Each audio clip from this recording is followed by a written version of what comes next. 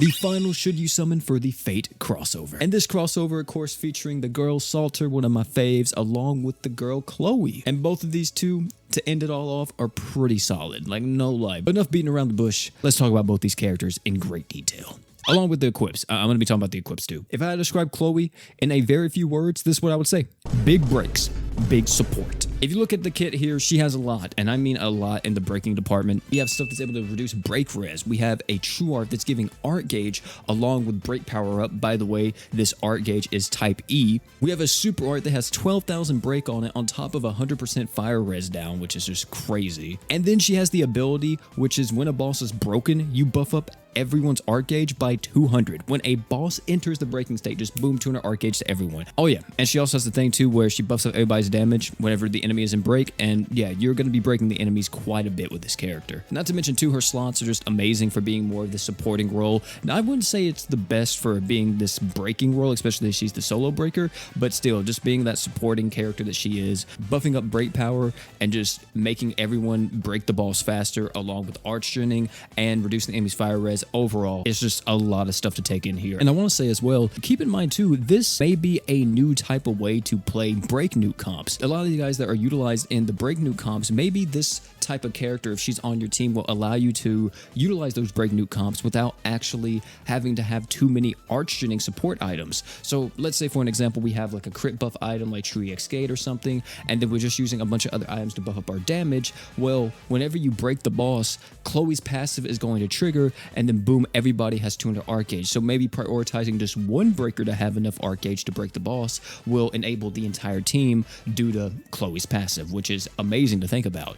Of course, outside of breaking, Chloe's not really offering too much else apart from the art gen department, but in terms of breaking, she's offering a lot, and I would dare say if you get this character, you may never need another breaker again. Of course, in terms of the damage department, she's not really doing anything crazy, unfortunately, due to the fact that her true art modifier is relatively low. Her super art modifier at 100,000 isn't bad, it's still extremely high, but especially since it does apply the fire res down as well, but it's not going to be hitting for crazy numbers like Miyu or even Salter. Still, this character should not be slept on. If you are looking at this character and it's like, oh my god, it's a breaker, I'm telling you right now, you are going to need these types of characters in the future. Not probably every breaker that ever comes out, of course, but you may not want to skip this character. You may want to try to pick her up. Like, she's going to be pretty good. I ain't got cap with you. She's going to be up there. You know, I know a lot of people probably at first glance ain't going to like her, but hey, I'm telling you right now. Next is the girl Salter. And man, what does she do? She does exactly what you would expect she does in the show, in the movies, in the game, Fate Grand Order.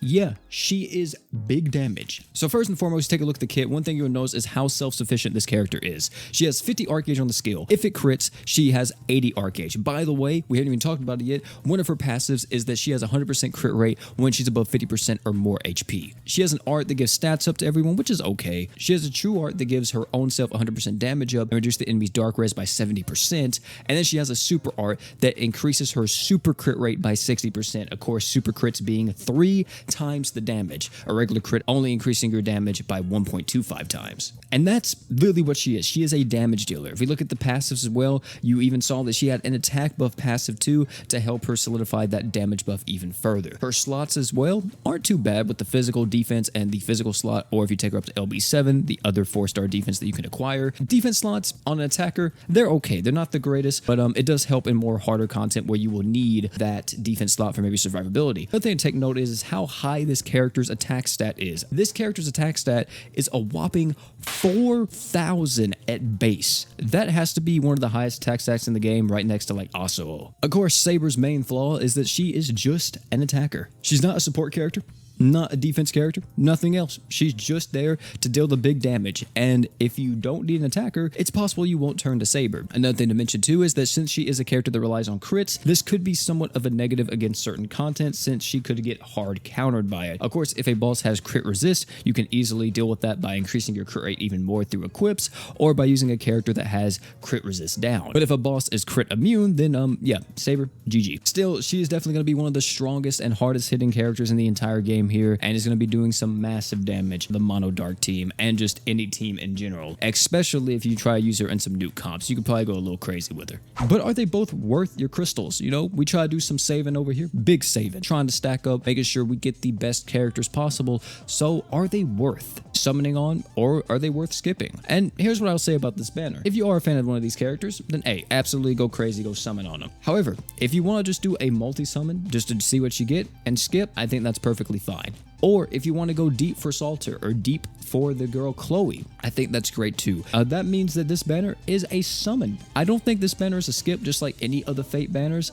Every single character from Fate is extremely strong. Like, there's not a weak character really from this crossover. Now, some of you that may be wanting to go really hard on this banner may be asking me, do I think the Part 4 banner of Fate will come out? And if you don't know what the Part 4 banner of Fate is, that is where all of the Fate characters are featured in a singular banner, which is really great for free-to-play, paying players, everybody, because you're chasing after all these characters at once and you can wind up obtaining all the ones that you're missing. However, we've gotten confirmation recently that it's possible on the global side of the game that's not going to be a thing. So I would say if you want to go deep but you're not for sure yet, waiting till the end of the crossover might be a little bit better than just going in right now, so you can see if there is an additional banner that does eventually come out, or even like a bullseye banner that comes out like they did with Overlord. But yeah, all in all, for this banner right here, recommend just summon on it. But that's not it. What about these equips, man? There's a few equips from this banner that are okay, like pretty solid. First one we recommend is Excalibur Morgan. This is going to be more of a nuking type of equip, able to buff up your arts damage by 60%, everybody's dark allies damage by 40%, so possibly 100% damage buff pretty much